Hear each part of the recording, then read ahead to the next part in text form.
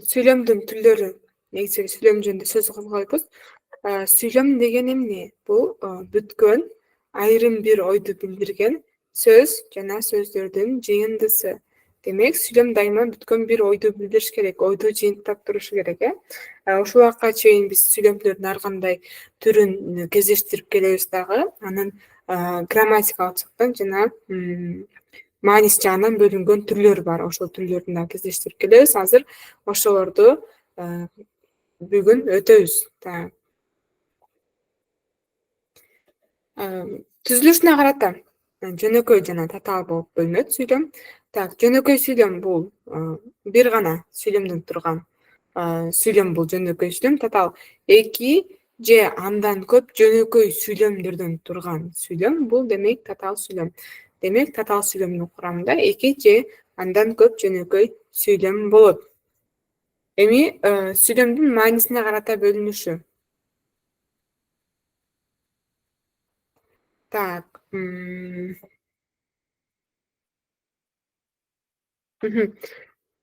Жай сүйлөм, суроолуу сүйлөм, буйруктуу сүйлөм жана илептүү сүйлөм.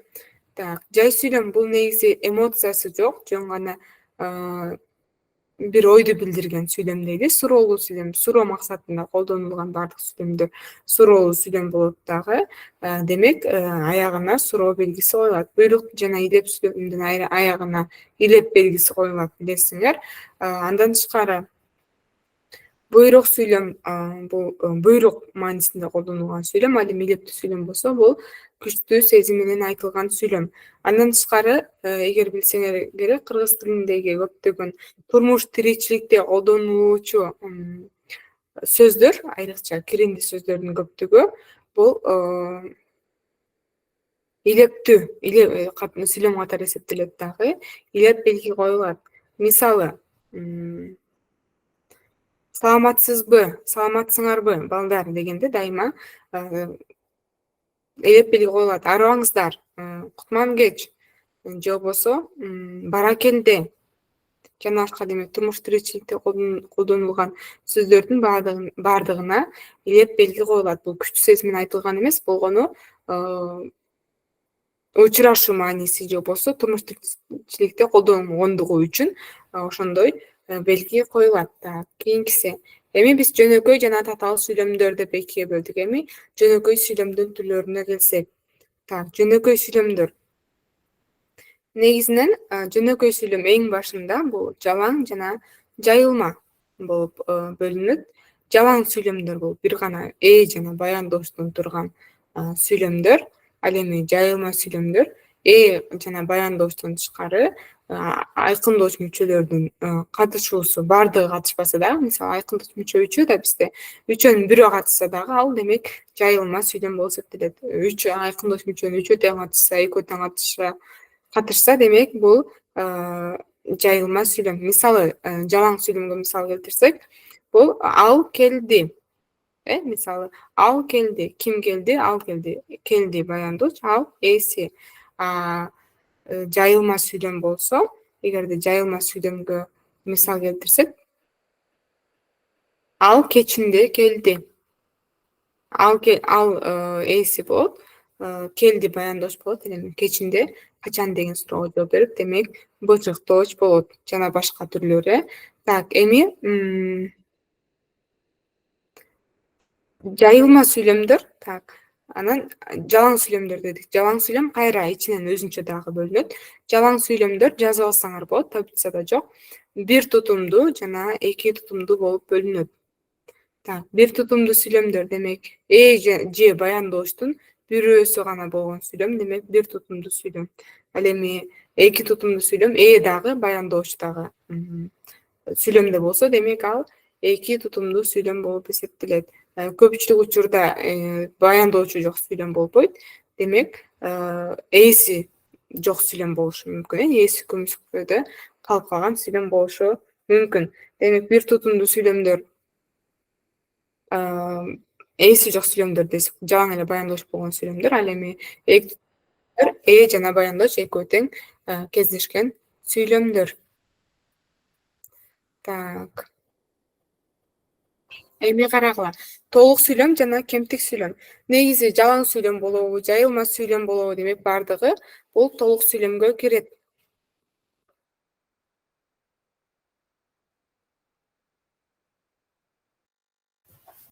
Так. Демек, негизи жөнөкөй сүйлөм, татаал сүйлөмдөрдүн бардыгы эле толук сүйлөм болуп эсептелет. Бирок анын арасынан кемтик сүйлөм деген түшүнүк бар. Кемтик сүйлөм деген бул негизи толук сүйлөм бүткөн ойду билдирсе, кемтик сүйлөм дагы бүткөн бир ойду билдирет. Бирок көпчүлүк учурда анын аркасынан кандайдыр бир сүйлөмдү талап кылат. Кемтик сүйлөмдөр көбүнчө бул диалогдордо колдонулат. Мисалы, каяка баратасың? Үйгө. Чекит. Болду, сүйлөм бүттү да. Демек бул кемтик сүйлөм болуп эсептелет. Андан тышкары дагы башка бир мисал, качан келесиң деп сураса, эртең. Чекит. Демек кемтик сүйлөм көбүнчө диалогдо колдонулат же суроого жооп катары колдонулат. Бирок өзүнөн кийин сөзсүз түрдө ошол сүйлөмдү кандай десем, толуктап же түшүндүрүп кошумчалай турган сүйлөмдөр кездешет. Так, эми атама сүйлөм. Атама сүйлөм дагы кемтик сүйлөм катары. Демек, бир гана эки сөздөн туруп көп учурда ой толук бүтпөй калат. Бирок атама сүйлөм кандайдыр бир көрүнүштү, кандайдыр бир учурду, кандайдыр бир мезгилди атоо максатында колдонулат. Атама сүйлөм сөзсүз түрдө дайыма сүйлөм абзацтын башында десек болот, тексттин башында, ойдун башында кездешет. Анткени атама сүйлөм сөзсүз өзүнөн кийин кошумчалоо, түшүндүрүү, чечмелөө максатында колдонулган сүйлөмдөрдү камтыйт. Демек, мисал келтирсек, ээн тала, аба ырайы суук. Демек, ээн тала чекит, демек, бул атама сүйлөм. Же болбосо, күз, эгиндерди жыйнай баштадык. Окуучулар сабакка бара баштады. Демек, бир гана көрүнүштү атап койгондугу менен анын аркасындагы сүйлөмдөр аны чечмелеп турат. Так, негизи жактуу жана жаксыз сүйлөм болуп бөлүнөт. Бул жакта белгилүү жактуу жана белгисиз жактуу деп бөлүп коюптур. Бирок буга толук деле көңүл бурбай деле койсоңор болот. Негизи жактуу жана жаксыз сүйлөм. Кыргыз тилинде билесиңер, 3 жак бар. Булар мен, сен, ал жана алардын көптүк түрү биз, силер, алар. Ошондой эле сылык түрү бар. Так, эми сүйлөмдө кандайдыр бир жак болсо, бул демек жактуу сүйлөм. Эч кандай жак колдонулбаса, бул жаксыз сүйлөм. Мисалы, жаксыз сүйлөмгө мисал келтирсек, китеп окуу пайдалуу. Бул жакта мен, сен, ал эч кандай жак жок. Эми ал эми жактуу сүйлөмгө мисал келтирсек, мен кечигип келем. Кайсы жак? Биринчи жакта, же болбосо, биз баарыбыз кыргызстандыкпыз. Бул жерде дагы биринчи жак болгону көптүк түрдө болду. Так. Эми жак кээ бир учурларда жактуу сүйлөм дагы жак тама ататооштор жок болуп калышы мүмкүн. Ал жак тама ататооштор көпчүлүк учурда көмүскөдө калып калган учурлар кездешет. Бирок биз жак мүчөлөрүн билсек, эгерде мисалы жак мүчөлөр, таандык мүчөлөр этиште кандай уланат, ошону билсек, демек биз кайсы жакта кайсы сүйлөм кайсы жакта турганын аныктай алабыз. Так, эми татаал сүйлөмдүн түрлөрүнө келсек, татаал сүйлөмдөр негизи түзүлүшүнө карата так, тең байланыштагы татаал сүйлөм, ошондой эле багыныңкы байланыштагы татаал сүйлөм болуп экиге бөлүнөт. Тең байланыштагы татаал сүйлөм негизи биз айттык, татаал сүйлөмдөр эки же андан көп жөнөкөй сүйлөмдөрдөн турат деп. Демек, эки сүйлөм бири-бирине көз каранды болбосо, ар бири өз алдынча бир сүйлөм боло калса, демек алар тең байланыштагы татаал сүйлөм болуп эсептелет. Ал эми сүйлөмдүн биринчи бөлүгү же экинчи бөлүгү же кандайдыр бир бөлүгү башка сүйлөмгө көз каранды болуп, ал сүйлөм жок өзүнчө турганда эч кандай мааниге ээ болбой калса, демек ал багыныңкы байланыштагы татаал сүйлөм болот. Так.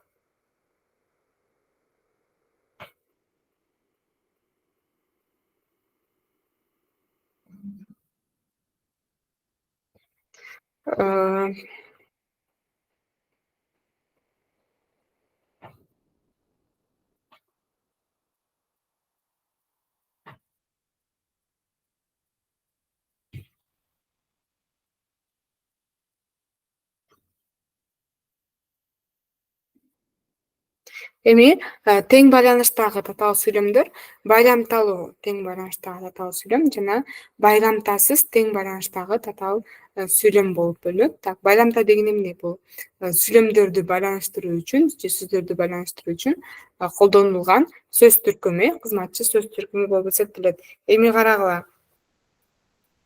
Байламта, кандай байламталар бар? Мисалы, албетте, бирок, демек жана башка. Демек, байламтанын маанисине карата биринчи сүйлөм экинчи сүйлөмдүн эмнесин билдирип жатат. Ошону байкап койсок болот. Андан тышкары байламталуу, байламтасыз тең байланышта татаал сүйлөмдөргө мисал келтирсек, так, мисалы мезгилдеш, автобуста кетип баратам. Жанымда бир абышка отурат. Так, өз алдынча бөлүп карасак, автобуста кетип баратам чекит. Демек, өз алдынча сүйлөм болот, Жанымда бир абышка отурат. Так, эми кийинкиси себептеш. Так, эртең мен бара албайм, жумуштарым бар. Эртең мен бара албайм, жумуштарым бар. Ушул сүйлөм азыр биз байламтасыз сүйлөм, байламтасыз тең байланыштагы сүйлөм деп атпайдыбы? Андан тышкары ушул сүйлөмдү эле байламталуу кылып өзгөртсөк болот. Так. Азыр силерге жазып коеюн, бул аябай маанилүү нерсе. Бул теманы пунктуацияда дагы бир жолу өтөбүз. Азыр так. Эртең мен бара албайм, жумуштарым бар. Эртең мен бара албайм деген сөздөн кийин кайсы тыныш белгиси коюлуш керек? Ким айтат?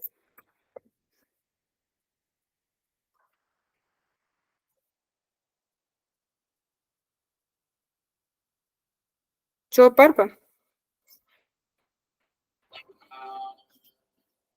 Так, эгерде эки жөнөкөй сүйлөмдү бириктирип татаал сүйлөм кылып атсак, бүтүр коюлуш керекпи же башка тыныш белгиси коюлуш керекпи?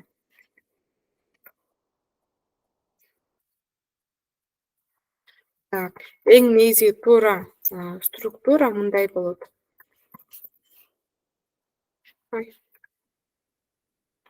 Эртең мен бара албайм, кош чекит, жумуштарым бар. Эмнеге дегенде, анткени кош чекит көпчүлүк учурда жөнөкөй сүйлөмдөрдүн ортосунда дагы коюлат дагы. Себеби деген маанини түшүндүрөт. Так, жазып коеюн, себеби. Андан тышкары ушул эле сүйлөмдү байламталуу кылып өзгөртсөк болот. Эртең мен бара албайм.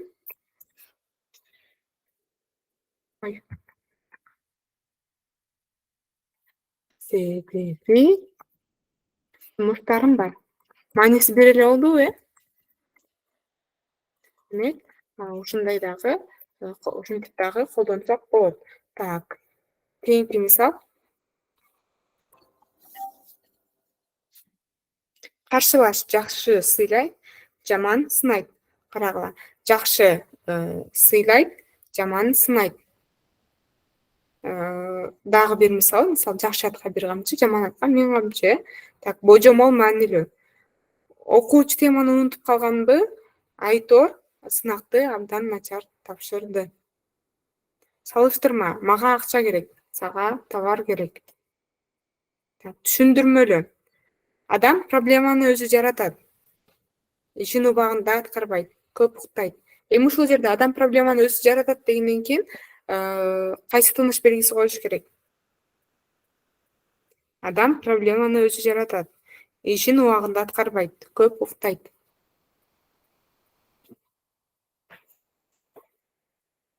Так.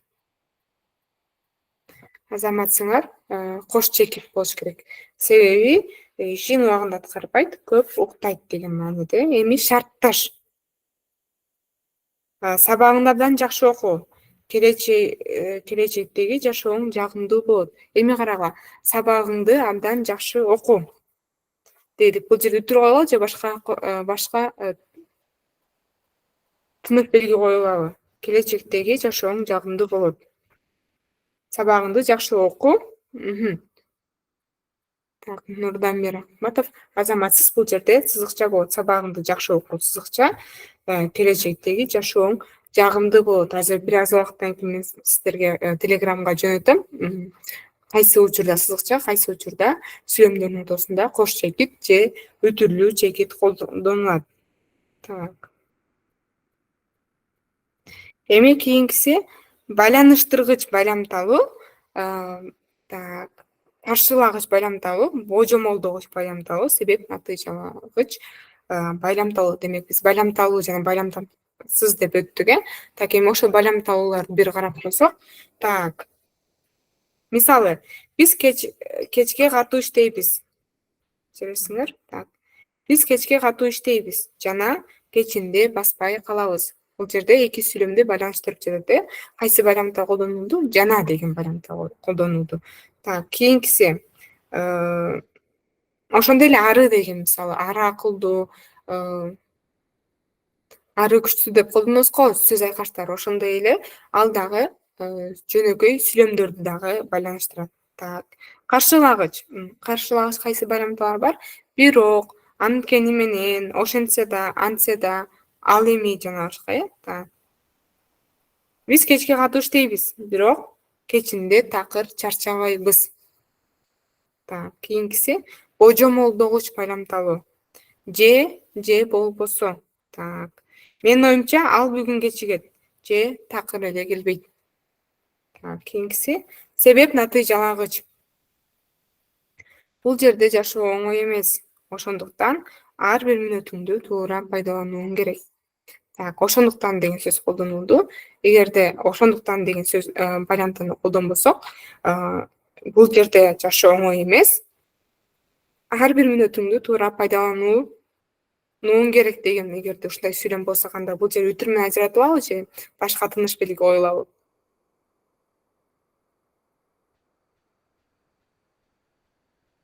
Так, чатка жазсаңыздар болот. Карагыла, окуп коеюн да. Бул жерде жашоо оңой эмес. Ар бир мүнөтүңдү туура пайдаланууң керек. Кош чекит коебузбу же сызыкчабы же өтүрлүү чекит коебузбу? Так, бул жерде дагы сызыкча болот, эгерде ошондуктан деген байламтаны алып койсок. Азаматсыңар. Так, кийинкиси.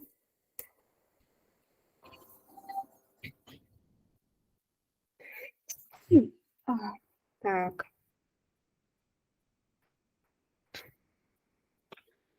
Эми татаал багыныңкы байланыштагы сүйлөмдөрдү карап коелу. Багыныңкы байланыштагы сүйлөмдөрдүн так, мезгил багыныңкы, шарттуу, карама-каршы, сыпат, салыштырма, себеп, максат, орун жана сан өлчөм.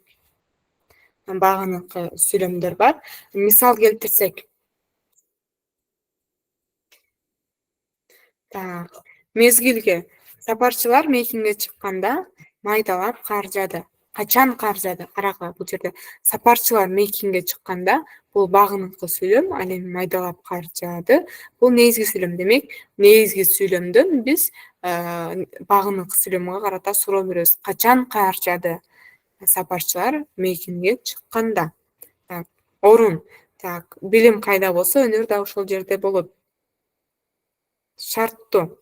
Так, асмандан жамгыр төгүлсө, чөптүн гүлү ачылат. Негизи эле шарттуу ыңгайдын мүчөсү бул са мүчөсү. Так, кийинкиси. Ал канчалык аракет кылса да, минген аты баспай койду. Карагыла, са мүчөсү эгер өзү жалгыз турса, бул шарттуу ыңгай. Так. Ал эми сада бул экөөсү бириккенде көпчүлүк учурда карама каршы мааниде колдонулат. Андан тышкары са экен. Кайсы ыңгайдын мүчөсү? Бул каалоо тилек ыңгайдын мүчөсү. Демек, ушул учурларды эске алабыз. Кийинки мисалды сыпат кош кубаныч жүрөгүн толкутуп, кычан түндүн далайына чейин укталады. Бул жерде кычан түндүн далайына чейин укталады. Эмне үчүн? Кантип? Кош кубаныч жүрөгүн толкутуп. Салыштырма. Тоого чыккан адам алысты көргөндөй, окуган адам дүйнөнү кең тааныйт. Бул жерде гандай мүчөсү. Кийинкиси негизи дай мүчөсү. Себеп жол тайгак болгондуктан мектебинер жай гана бастырып келе жатты. Эмне себептен? Жол тайгак болгондуктан. Максат Нурлан тоого барып келсин үчүн энеси кам көрө баштады. Эмне максатта кам көрө баштады? Нурлан тоого барып келсин үчүн. Негизи багыныңкы сүйлөмгө дайыма негизги сүйлөмдөн суроо берсек, биз эмнесин билдирип жатат билип алсак болот. Ошондой эле жиберттин өзүндө дагы ушундай суроолор кездешет. Мисалы, биринчи сүйлөм экинчи сүйлөмдүн эмнесин билдирип турат, же болбосо экинчи сүйлөм биринчи сүйлөмдүн эмнесин билдирип турат деген суроолор кездешет. Көпчүлүк учурда тактоочу менен жандоочу бизге жардамга келет. Ошондой нерселерди көңүл бурушубуз керек. Негизи азыр жөнөкөй жана татаал сүйлөмдөр боюнча суроолор барбы?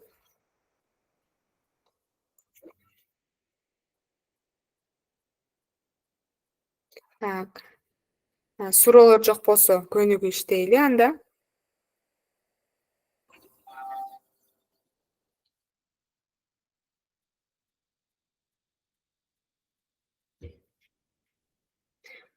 Сен мындай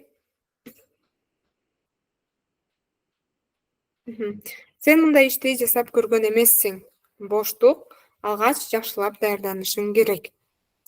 Сен мындай ишти жасап көргөн эмессиң. Боштук алгач жакшылап даярданышың керек. Сүйлөмдү төмөндө берилген сөздөрдүн кайсысы менен толуктасак, мааниси туура болот. А. Анткени. Б. Андыктан. В. Антсе да. Г. Анткени менен.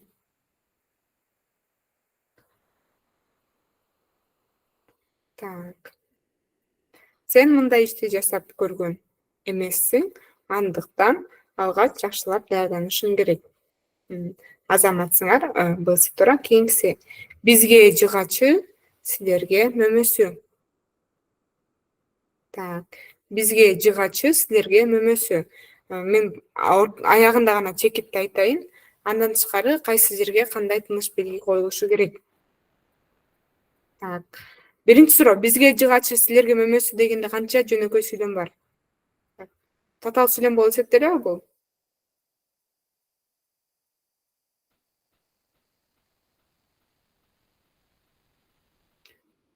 Эки жөнөкөй сүйлөм бар. Анда ортосу үтү менен ажыратылабы же сызыкча мененби? Бизге жыгачы, силерге мөмөсү. Демек, бизге жыгачы үтүр, силерге мөмөсү ушу менен сүйлөм бүттү же башка бир нерсе жетишсиз болуп атабы?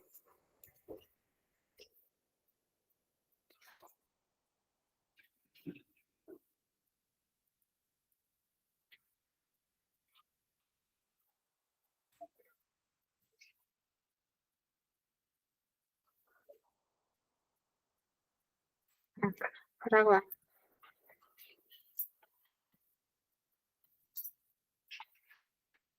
Сүйлөмдүн туура структурасы ушундай болот. Бизге жыгачы, силерге мөмөсү. Карагыла. Сызыкча коюлат эки жакка тең. Анткени сызыкча кайсы учурда колдонулат? Көпчүлүк учурда эгерде сүйлөмдө этиштик баяндооч жок болсо, этиштик баяндооч көмүскөдө калып же түшүп калса, эми баяндооштун ортосуна сызыкча коюлат. Эгер болбой, анын ордуна толуктооч дагы болуп калышы мүмкүн. Эгерде жөн гана бизге жыгачы үтүр, силерге мөмөсү деп сүйлөм бүтүп калса, анда туура эмес болуп калмак. Дагы ушундай сызыкча келген сүйлөмдөргө мисал: Айтматов сызыкча жазуучу. Ысык-көл сызыкча Кыргыз Бермети. Бул жерде да эки сүйлөмдө тең этиштик баяндооч жок. Демек, Ысык-көлдүн эмне болгонун Кыргыз бермети болгонун Айтматовдун жазуучу болгонун түшүнүп жатат. Же болбосо Айтматов жазуучу болуп эсептелет. Же жазуучу болчу. Ысык көл кыргыз бермети болуп эсептелет. Же болбосо бул жерде деле бизге жыгачы керек, силерге мөмөсү керек. Же бизге жыгачын беришет, силерге мөмөсүн беришет. Демек, этиш кандайдыр бир себептер менен көмүскөдө калып калган. Ушундай көпчүлүк учурларда дайыма сызыкча коюлат. Так. Көп күттүм, келбедиң. Күттүм деген сөздөн кийин кайсы тыныш белги коюлуш керек? Көп күттүм, келбедиң. Так. А сызыкча, Б кош чекит, В үтүр, Г үтүрлүү чекит.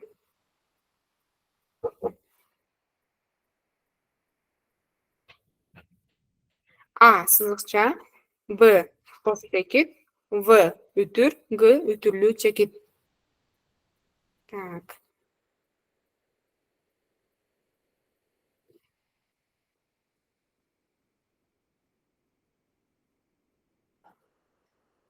Туура жооп, негизи сызыкча болот. Так, мен силерге Телеграмга бир сүрөт жөнөттүм. Ошодон карасаңар болот. Так. Эмнеге үтүр коюлбайт? Сызыкча коюлат. Үтүр коюлуш үчүн бул жерде байлымда болуш керек болчу.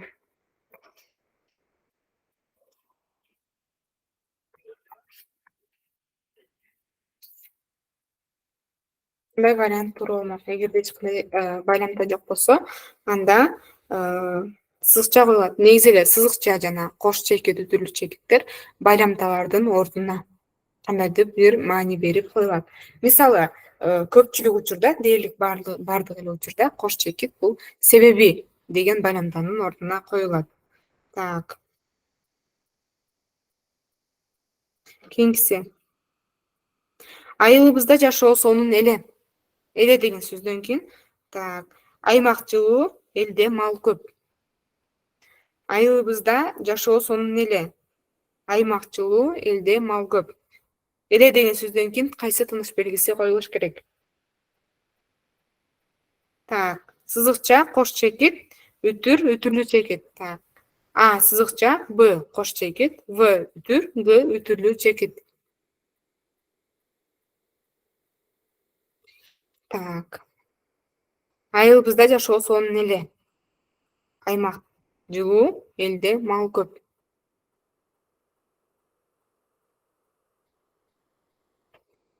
Так. А сызыкча, Б кош чекит, В үтүр, Г үтүрлүү чекит. Негизи туура вариант бул жерде кош чекит. Анткени, так, айылыбызда жашоо сонун эле, себеби аймак жылуу болчу, элде мал көп. Негизи эле сонун эле, жашоо сонун эле деген бул түшүндүрмөмүчө болуп эсептелет. Ал эми аймак жылуу, элде мал көп бул бир өңчө мүчө десек дагы болот. Демек, эгерде түшүндүрмө мүчө бир өңчө мүчөдөн мурда келсе, дайыма кош чекит коюлат. Так. Айтматтын колу да күчтүү, көзү да курч, жумушка жарактуу жалгыз адам. Айтматтын колу да күчтүү, көзү да курч. Курч деген сөздөн кийин кайсы тыныш белги коюш керек? Жумушка жарактуу жалгыз адам. А сызыкча, Б кош чекит, В үтүрлүү чекит, Г үтүр.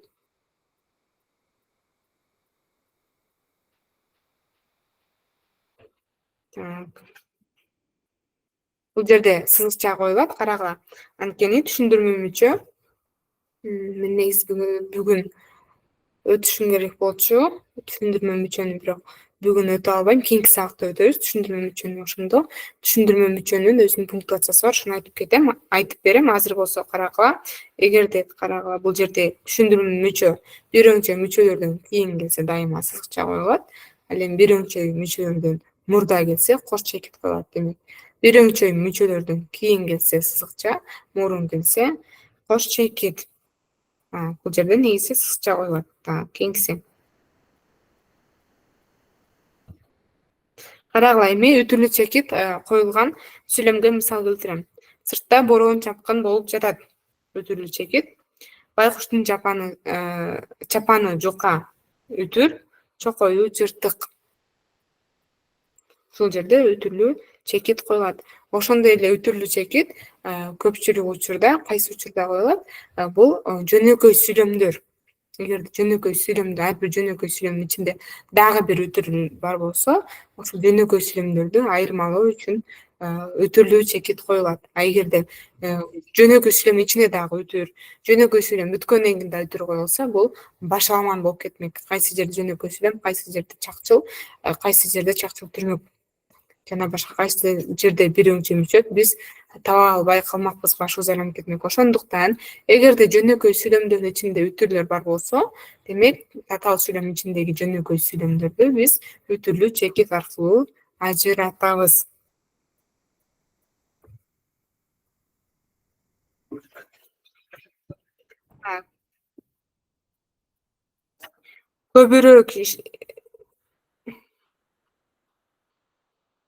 Көбүрөөк иштешсин, үзүрүн көрүшөт.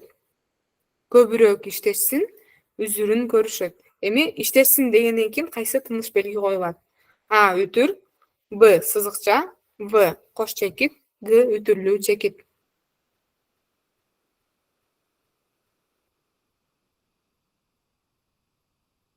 Так. Көбүрөөк иштешсин, үзүрүн көрүшөт. А. Үтүр, Б. Сызыкча, В. Кош чекит, Г. Үтүрлүү чекит.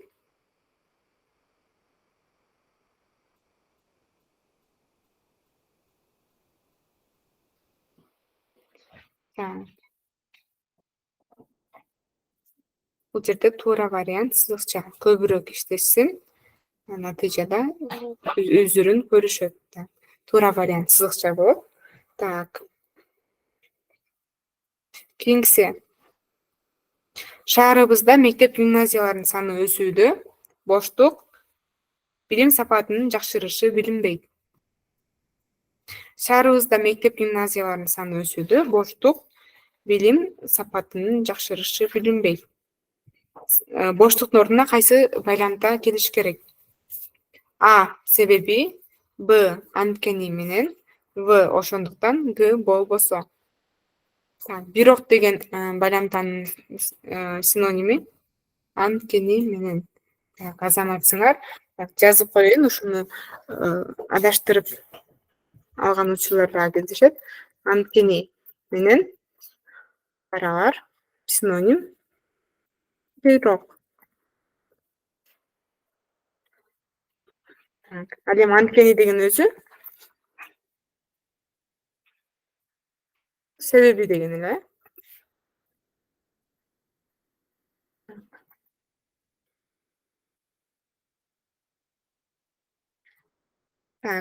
Түшүнүктүү болду деген ойдомун. Кийинкиси мисал. Өнөрү жок жигит, канаты жок куш. Өнөрү жок жигит, канаты жок куш. Ушул сүйлөмдү баарыңар мага чатка жазып жөнөтсөңөр, тыныш белгилери кандай болуш керек? Өнөрү жок жигит, канаты жок куш.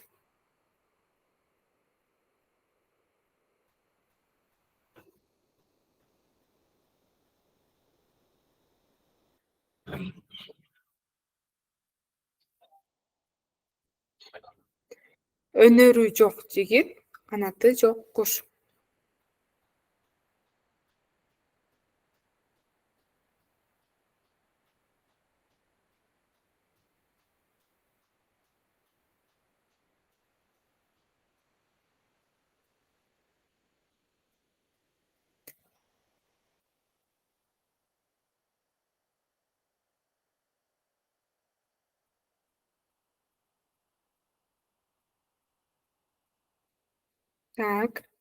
Туура вариант Мадина жазыптыр. Чолпон жазган вариант туура. Өнөрү жок жигит, канаты жок кушка салыштырылат. Бул жерде өнөрү жок жигитти канаты жок кушка салыштырып жазат. Эми суроо. Ушул татаал сүйлөмбү же жөнөкөй сүйлөмбү?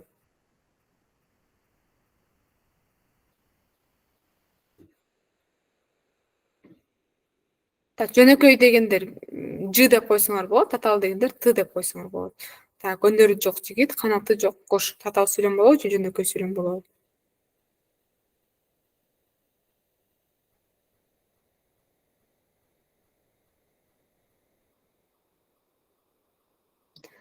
туура жөнөкөй сүйлөм болот. Эми карагыла, ушул эле сүйлөмдү карасак,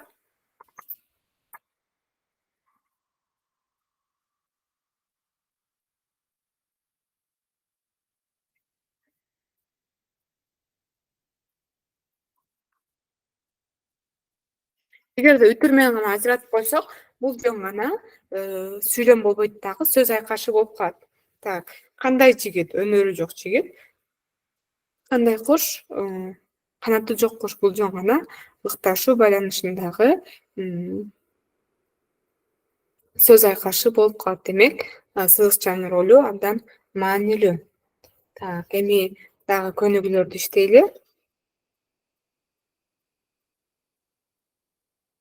Так, акча, үй, жумуш, сызыкча. Анан боштук. Акча, үй, жумуш, сызыкча, анан боштук. Жогорудагы сүйлөм кандай толукталышы керек? А. Баарыбызга абдан керек. Б. Турмуштагы чоң сыноо. В. Анын көзүн көрү кылды. Г. Бирде бар, бирде жок.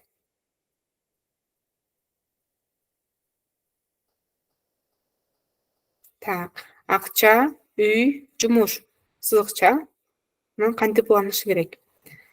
Баарыбызга абдан керек. Турмуштагы чоң сыноо. Анын көзүн көрү кылды. Бирде бар, бирде жок.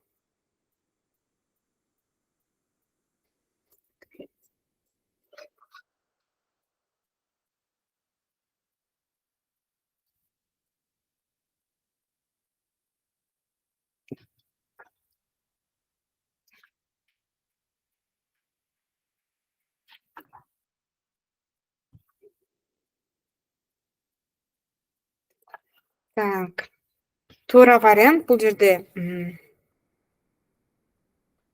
Б экен. Турмуштагы чоң сыноо, бирок Асы да тургунлук баарыбызга абдан керек. Бирде бар, бирде жок. Үй бирде бар, бирде жок деген болбой калышы мүмкүн. Үй негизи же башынан баштап бар болот, же башынан баштап жок болот. Мына туруктуураак нерсе. Акчага караганда үй туруктуу нерсе. Так. Так, кайсы катардагы мокок деген сөз зээнсиз деген сөзгө маанилеш? Кайсы варианттагы мокок деген сөз зээнсиз деген сөзгө маанилеш? А. Мококпу чагалгыча, тиштеп жегин тойгуча. Б. Билбеген адам мокок балтадай. В. Мокок кишиден майнап чыкпайт. Г. Алардын колу кыска, тили мокок. Так. Мококпу чагалгыча, тиштеп жегин тойгуча. Б. Билбеген адам мокок балтадай. В. Мокок кишиден майнап чыкпайт. Г. Алардын колу кыска, тили мокок. Так, туура вариант мокок кишиден майнап чыкпайт. Так, зээнсиз деген сөз. Зээнсиз деген бул талантсыз, колунан бир нерсе келбеген адамды айтат, э? Так.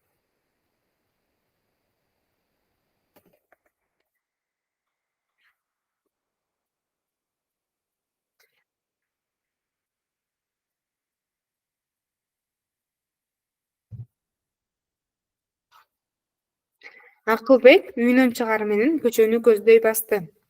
Көчөнүн боюна келип, автобус күтө баштады. Аңгыча бир такси Акылбектин жанына келип, токтоп калды. Жогоруда текст кептин кайсы түрүнөн түзүлгөн? А. Баяндоо. Б. Сүрөттөө.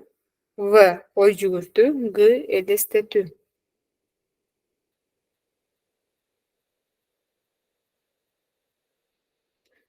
Так, Акылбек үйүнөн чыгаар менен көчөнү көздөй басты.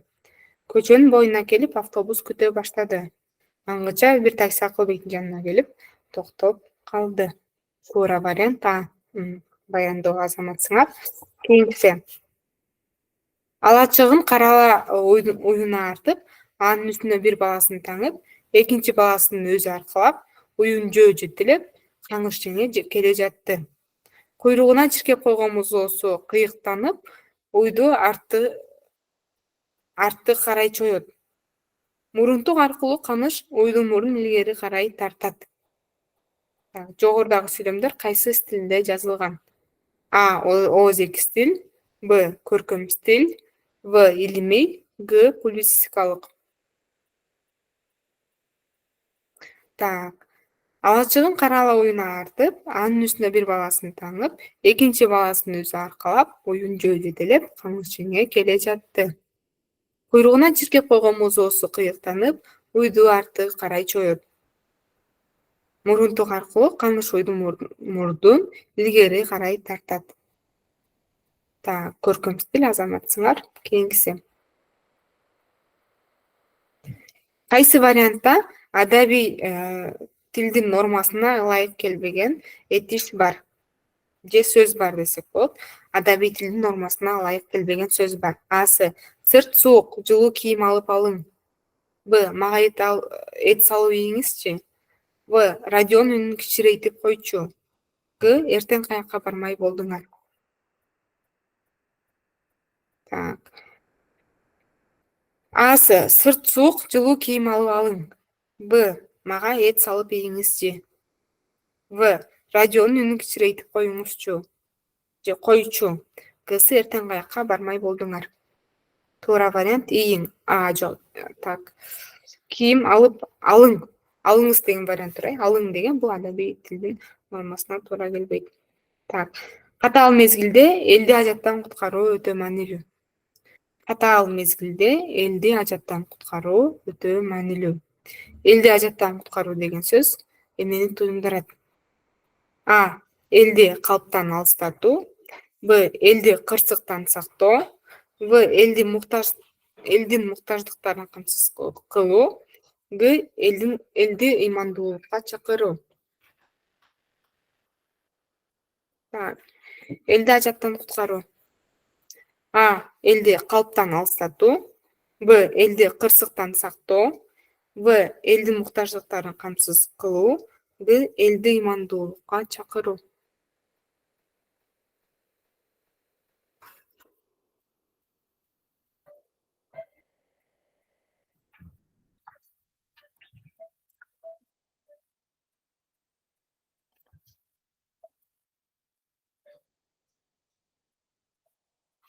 Так, негизи элди ажаттан куткаруу, ажаат деген сөз бул кырсык негизи.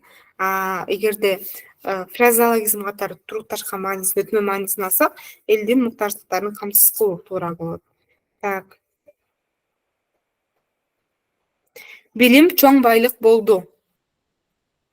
Билим чоң байлык болду. Бул сүйлөмгө кайсы тыныш белгиси зарыл? Аягында чекиттен башка, Билим чоң байлык болду. А. Үтүр. Б. Кош чекит. В. Сызыкча. Г. Коюлбайт. Так. Билим чоң байлык болду. Кайсы тыныш белги жетишсиз? А. Үтүр. Б. Кош чекит.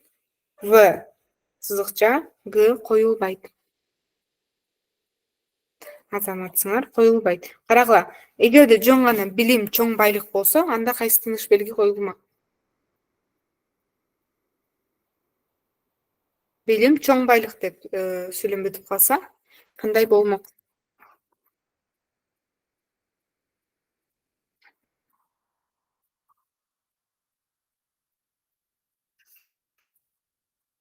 Так.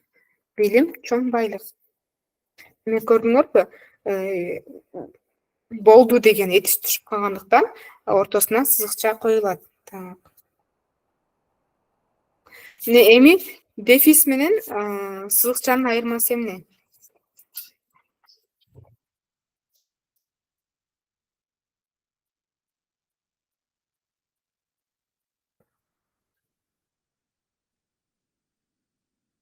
Так. Микрофонуңузду жооп бере турчулар барбы? Дефис менен сызыкчанын айырмасы эмне?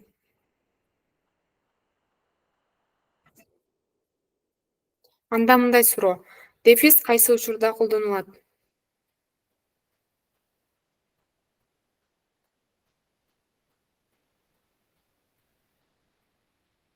Дефис кайсы учурда колдонулат?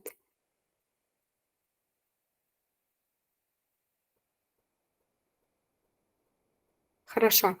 Дефис бул ынчы мүчөсү. Так, биринчи, экинчи, үчүнчү, төртүнчү. деген нерселерде үнчү мүчөсүндө колдонулат. Дефис бул кыска э. Андан тышкары бул кош сөздөрдө, анан тууранды сөздөрдө, анан дагы кээ бир сөздөрдө. Эми сызыкча кайсы учурда колдонулат? Сызыкча бул этиш жок этиштик баяндоо жок болгон сүйлөмдөрдө. Так. Демек анча мынча бул кош сөз э, санатсыңар. Так. Этиштик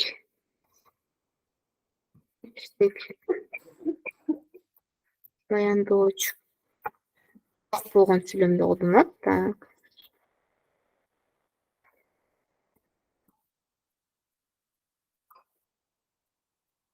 Болгон сүйлөмдө колдонулат. Андан тышкары сызыкча бул түшүндүрмө мүчөнү кийинки сабакта өтөбүз. Ага чейин өзүңөр дагы карап койсоңор болот. Жакшы көңүл бурса оңой эле менин көрүнгөнүм түшүндүрмө мүчөдө сызыкча колдонулат. Так.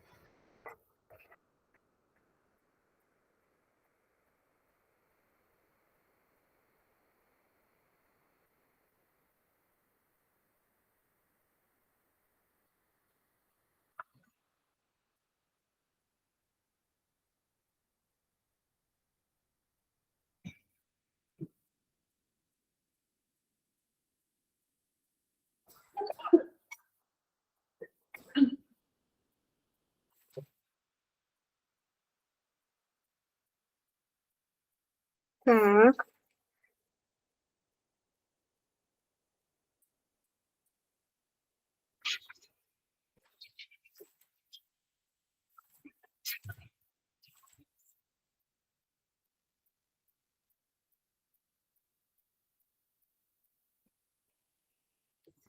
Кайсы катардагы асты сызылган сөз? Так.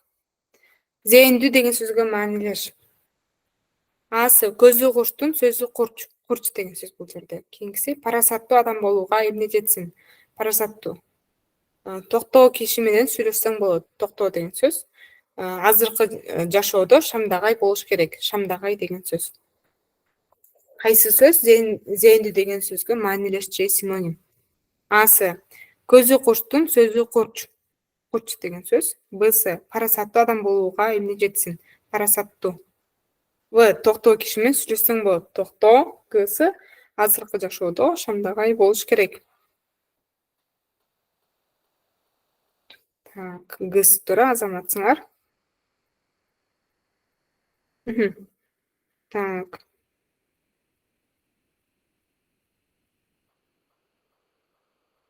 Кептин баары ошондо.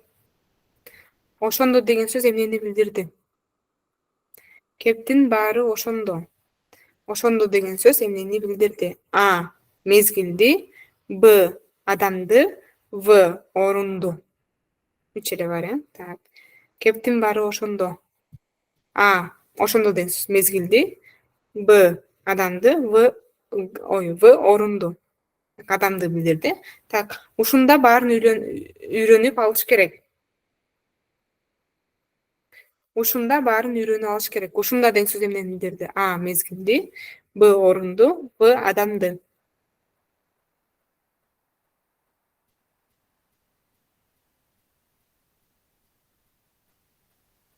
Так. Адамды билдирди. Так.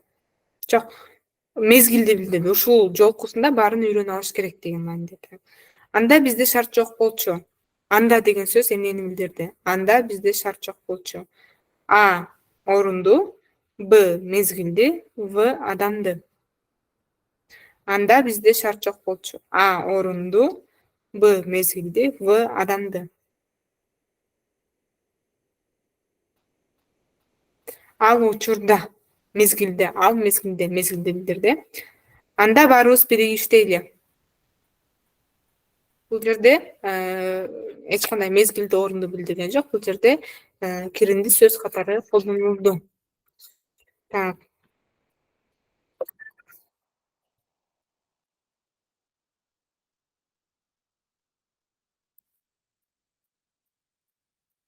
Так.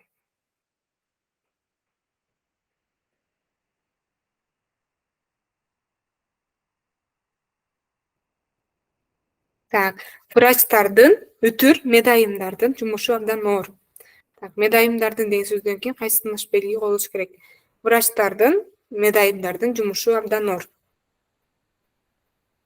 Асы үтүр, Б кош чекит, В сызыкча, Г тыныш белгиси коюлбайт. Так, врачтардын, медайымдардын жумушу абдан оор. Медайымдардын деген сөздөн кийин кайсы тыныш белги коюлуш керек? А үтүр, Б кош чекит, В сызыкча, Г тыныш белгиси коюлбайт. Так, туура вариант бул жерде коюлбайт. Анткени врачтардын, медайымдардын экөө тең түшүндүрмө мүчө болуп эсептелбейт. Болгону жөн гана бир өңчөй мүчөлөр. Так, анткени врач деген башка, медайым деген башка да, экөө бир нерсе эмес. Так, эки башка кесип. Так, өлкөбүздөгү адалдан түгү жок адамдардын абалдарын көбүбүз түшүнбөйбүз. Өлкөбүздөгү адалдан түгү жок адамдардын абалдарын көбүбүз түшүнбөйбүз. Так, адалдан түгү жок деген сөз эмнени билдирет? А оорулуу, Б жарды, В сабатсыз, Г жалгыз. Адалдан түгү жок. А оорулуу, Б жарды, В сабатсыз, Г жалгыз.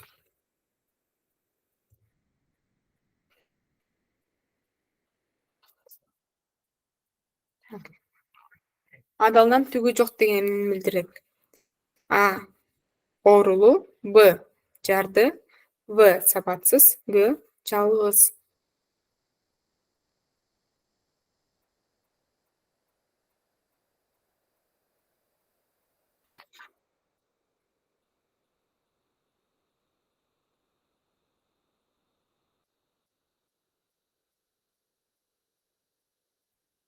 Так, туура вариант бул жерде жарды, демек адалдан түгү жок деген фразеологизм жарды деген маанини билдирет. Так, 1917 жыл. Жер томсоруп гана турат. Жайкалган эгин, буралган чөп жок. Ысылдап жүргөн шамалга чыдай албай, тайыккан жандык сыяктуу титиреп турган сейрек куурайлар. Алардын арасында ичке куйруктарын көтөрүп, сериңдеп чуркаган суур чычкандар гана жүрөт. Так, жогоруда кептин кайсы түрү берилген? А баяндоо, Б сүрөттөө, В ой жүгүртүү, Г элестетүү. Так, 1917 жыл. Чекит. Ушул мына атама сүйлөм болот, Жер томсоруп гана турат. Жайкалган эгин, буралган чөп жок. Ызылдап жүргөн шамалга чыдай албай, кайыккан жандык сыяктуу титиреп турган сейрек куурайлар. Алардын арасында ички куйруктарын көтөрүп, сериңдеп чуркаган суур чычкандар гана жүрөт. Туура вариант жерде сүрөттө. Так, бизде кептин 3 эле түрү бар, Мисалы, текст окуу жана түшүнүүдө же болбосо грамматикада суроо келиши мүмкүн. Кайсы кептин кайсы түрү берилген деген суроо келсе, элестетүү же болбосо кандай бир кайгыруу, эгерде ошол текстте кайгыруу сезими бар болсо, же үмүттөнүү же кубануу сезими бар болсо дагы аны белгилебейбиз, анткени ал кептин түрүнө кирбейт. Демек, суроого көңүл бурушубуз керек. Кептин түрүн сурап жатабы? Же жөн гана тексттин маанайы эмнеге жакын ошону сурап жатабы? Ошол нерсеге сөзсүз көңүл бурушубуз керек. Так, кийинкиси сентябрь айында Кыргыз Республикасынын президенти чет өлкөлөргө жасаган иш сапарларынын алкагында эл аралык уюмдардын төрагалары менен жолугушту. Жолугушуулардын жүрүшүндө Кыргызстан менен уюмдардын ортосундагы кызматташуунун актуалдуу маселелери талкууланды. Жогорудагы сүйлөмдөр кайсы стилде жазылган? А иш кагаздар, Б көркөм, В илимий, Г публицистикалык. Илимийби?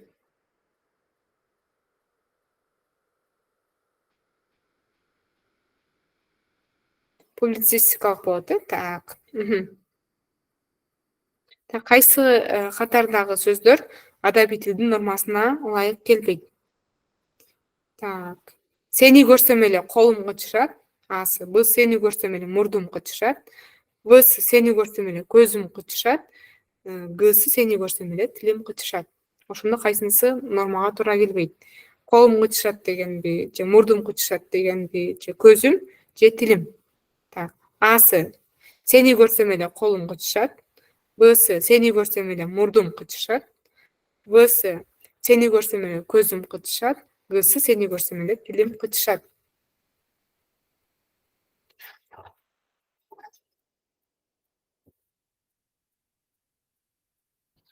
Туура вариант бул жерде мурдум кычышат, колум кычышат бул кандай мааниде колдонулат? Бир нерсени бирөөнү мындай ургуң келгенде, чабып салгың келгенде. Так.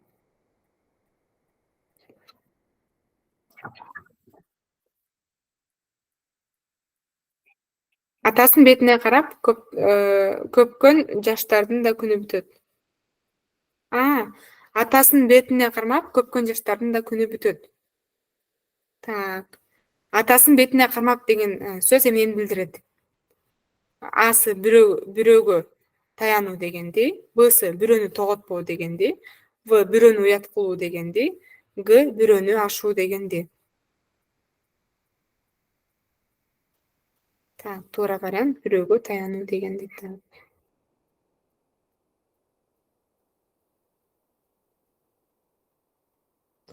Күч тууралык эмес, тууралык күч.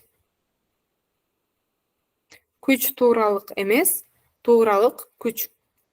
Ушул сүйлөмдү жазып бергилечи тыныч белгисин коюп эмеге, чатка.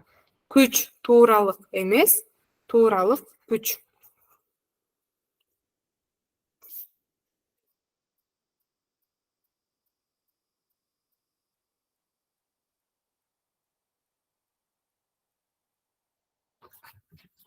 Так, күч тууралык эмес, тууралык күч.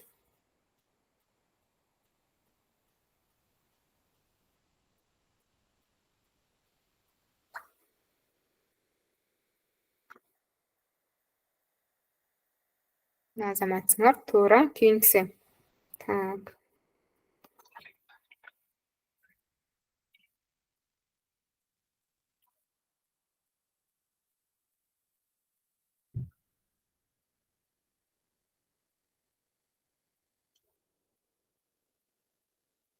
Так.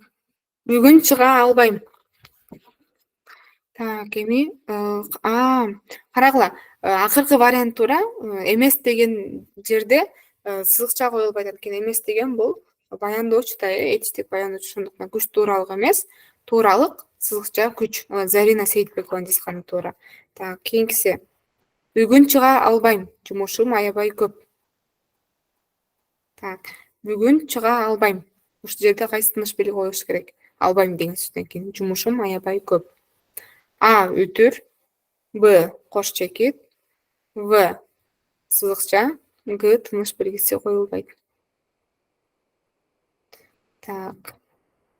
Биз айттык, эгерде сүйлөмдө байламта бар болсо, байламтанын ордуна, байламта жок болсо бирок байламтанын ордуна үтүр коюлбайт. Кандайдыр бир байламтанын ордуна эч качан үтүр коюлбайт. Анын ордуна же кош чекит коюлат, же сызыкча коюлат, же үтүрлүү чекит коюлат. Мен WhatsApp, Telegramга силерге сүрөт жөнөттүм, ошодон дагы карасаңар болот. Ошондуктан карагыла бул жерде бүгүн чыга албайм, себеби жумушум аябай көп. Демек себеби деген байламтанын ордуна бизде дайыма кош чекит коюлат. Азаматсыңар. Так, суроо барбы?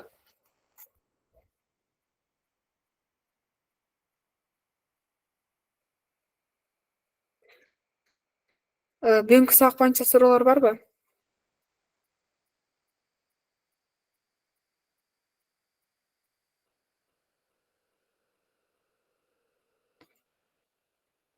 Суроолор жок болсо, сурооңор бар болсо, чатка жазбай ооз-эки бересиңер. Сурооңор жок болсо, фамилия атыңарды чатка жазып бергиле.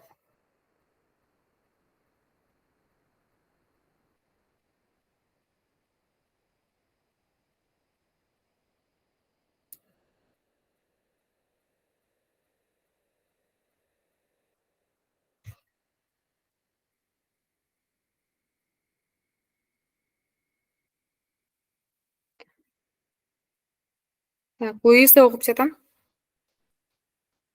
Кош чекит дайым эле байламдалардын ордуна келеби? Же башка учурда дагы келип калабы? Кош чекит кайсы учурда келет? Кош чекит бул түшүндүрмө мүчөдө келет. Түшүндүрмө мүчөдөн так, мисалы, түшүндүрмө мүчөнүн негизи кийинки сабакта өтөт болчумун, азыр кыскача түшүндүрүп кетейин. Алмаз, Нурбек, Атай класстын айылдын мыктылары келди десек, бул жерде айылдын мыктылары деген сөз Алмаз, Нурбек, Атайдын ким экенин түшүндүрүп жатат. Демек бул түшүндүрмө мүчө болот. Эми карагыла, түшүндүрмө мүчө, эми карагыла. Эгерде бирөөнчө мүчөлөрдөн кийин келсе сызыкча, бирөөнчө мүчөлөрдөн мурун келсе, бул кош чекит коёлот. Мисалы, Кыргызстанда баалуу заттар алтын, күмүш, нефть көп кездешет десек, баалуу заттар дегенден кийин кош чекит коюлат. Демек, дагы башка кайсы учур? Башка учур деле жок, негизи 2 гана учур бар. Сүйлөмдө келсе, көпчүлүк учурда дайым эле кош чекит эгерде эки жөнөкөй сүйлөм ортосунда туруп турса, демек ал себеби деген байламтанын ордуна колдонулат деп билгиле. Түшүнүктүүбү? Баарыңар фамилия атыңарды жазыңарбы?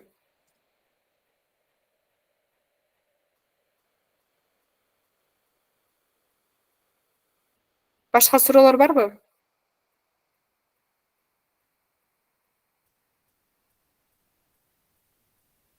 Так. Убактыңар болгон учурда сөзсүз түрдө мен жөнөткөн китептерден айрыкча пунктуация менен орфографияны көбүрөөк карай бергиле. Биз сабакта аны бир жолу кененирээк кылып өтөбүз. Мындан тышкары майдын ортолоруна жакын акыркы сабактарда мен грамматиканын сөздөрү баардыгын кайталап өтүп берем. Анан эстеп калыш үчүн бирок сөзсүз түрдө өзүңөр дагы кайталап турганыңар жакшы. Суроолор жок болсо, баарыңар фамилия атыңарды жазган болсоңор, ушу менен сабак жыйынтыктады. Саламаттык аркылуу кармаган орозоңор кабыл болсун.